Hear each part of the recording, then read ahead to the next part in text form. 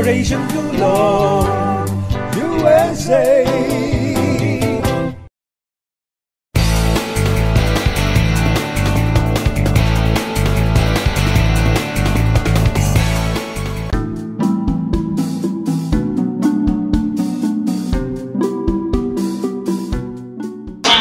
Mga ka-Pilipino, ang ating pong kakaugnayan ngayon ay ang Editor-in-Chief ng isang kilalang magazine dito sa Hong Kong. Walang iba kundi si Editor-in-Chief Arlene Abrugat.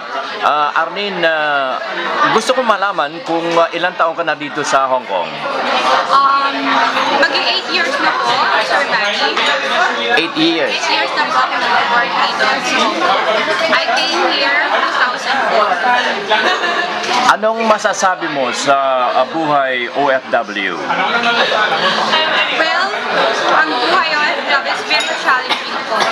At very challenging siya at the same time.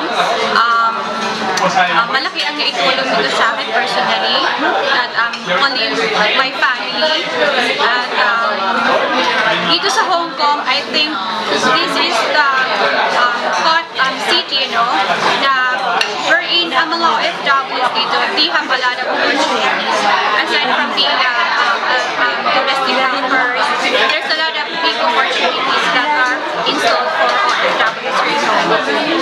Mayroon akong dalang proposal sa mga OFWs, ang $1, one factory. Ano masasabi mo rito, Arlene, bilang isang Pilipino, bilang isang OFW, bilang isang editor-in-chief ng isang magazine? Well, for me, Sir Manny, it's a brilliant idea.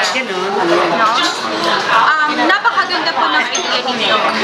And being an OFW, I think I have also responsibility to my fellow OFWs. So itong programa ninyo, $1, one factory, this should be supported also by the OFWs around the world.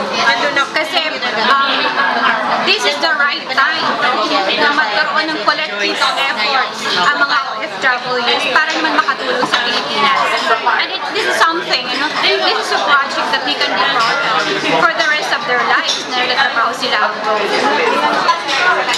Mga ka-Pilipino, isa sa leader OFW, ang ating kakaugnayin, walang iba kundi si Ruben Valdez, ang presidente ng grupo ng mga Pilipino sa Isabela, kung hindi ako nagkakamali. Malalaman natin mamaya mga ka-Pilipino, no? Magandang oras sa iyo, Ruben Valdez. Magandang oras din sa iyo, Sir Manny. Ano itong ikaw ang presidenteng grupo ng mga Pilipino dito sa Hong Kong? Ako po ang isang presidente, founder ng Isabela Foreign Workers Association dito sa Hong Kong.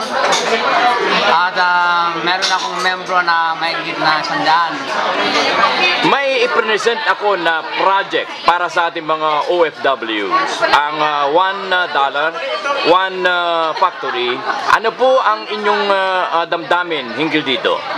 Ang masasabi ko, ito kami ay sumusuporta po sa inyo, Sir Manny, at nandito ang mga grupo ko na sumusuporta at ipaparating ko sa kanila dahil ako muna ang isang interview nyo. Asahan po ninyo na kami at ang grupo ko ng Sakowa, tutulong po kami sa inyo. Maraming salamat po. Mga ka-Pilipino, isa sa aktibong leader OFW ang ating kakaugnayan dito sapagkat meron din siyang grupo, hindi lamang ng mga sinasabi nating domestic helpers, sa halip ito ay mga driver yata, kung hindi ako nagkakamali. Ang ating kakaugnayan ay walang iba kundi si Noel Celio. Noel, pwede bang malaman kung ano yung grupo na ikaw ang Vice President? Unang-una sa lahat, sir, magpasalamat ako sa pagkakataon ito na in-interview niyo ako, Mr. Manny Calpido, at saka sa ating mga kababayan dyan. Good day po sa inyo lahat. Unang-una, ang tatlo association ang hinawakan ko rito sa Hong Kong, no? Ang una sa One Journey Magazine, ako po ang photographer at the same time managing staff ng One Journey Magazine, isang OFW dito sa Hong Kong na nagpapalabas po kami ng mga magazine na wala po rito nagpipinance, kundi kami rin ng mga OFW rin itself. Mayroon akong diniscuss sa inyo na proyekto para sa mga OFW, ang $1 One Factory. Ano ang yung reaction dito, Noel? Sir, unang-una, kami po sa actual namin, na personal namin na pakinggan ang iyong mga proposal para sa $1 for OFW. Ito ay malaking pag-asa natin lahat ng mga Pilipino, especially mga OFW sa Hong Kong. Ito ay tutangkilik ng bawat isa. Tayo rin ang magpastamento someday na mabibigyan natin ng trabaho ang ating mga kababayan sa Pilipinas sa pamagitan ng $100. Kami po nagpapasalamat sa pamagitan ng nagkaroon tayo ng Manny Calpito na nakapag-isip ng ganitong idea. Sir, we are very thankful po sa ginawa niyo ito. Kung ito ay mag-success, ang mag-benefit nito ay hindi lang kami, kundi tayong lahat ng mga mamamayang Pilipino na nakatira sa ibang bansa. At the same time, dito rin naman sa Pilipinas. Okay, thank you very much, Noel, and mabuhay. Maraming salamat po. Ang naging dahilan para man din ang inyong lingkod ay narito sa Hong Kong, ang ating coordinator dito sa Hong Kong area. Walang iba kundi si Michelle Olivares Sariba. Kakaugnayan natin.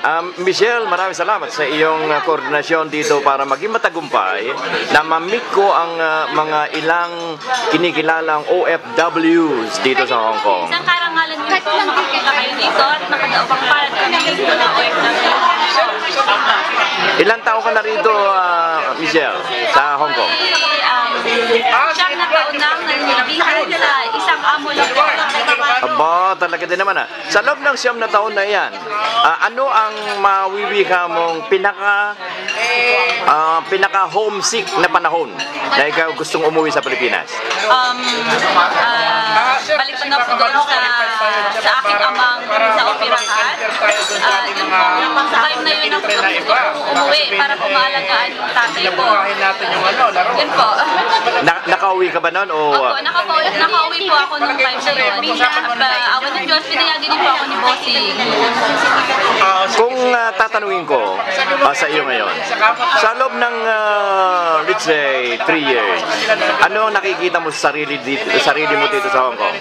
November 13, meron tayong, ano po, malaki po ang naging kaunlaran ng aking pagkatao dito sa Hong Kong. Lalo na po nang pumasok ako bilang literary agent sa isang magazine, Hong Kong International, One Journey International Magazine. Dito ko po iminukos yung frustration ko bilang journalist sa atin. At sa One Journey din po na ito, na tulungan namin yung kapwa OFW na makilala po yung kanilang mga organization at maging isa po kami dito sa Hong Kong.